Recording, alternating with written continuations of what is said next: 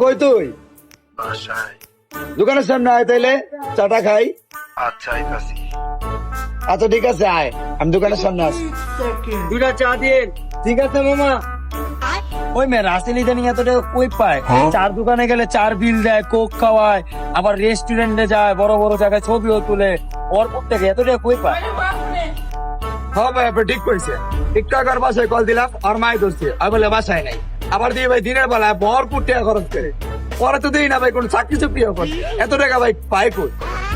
ও রবেরা বাদ দে, আও খাইতেছে এটাই বিষ। नहीं नहीं नहीं समझ गए यहाँ कुछ तो गड़बड़ है। ভাই এটা রাসেল না? এটা রাসেল মামা জীবন হইব না।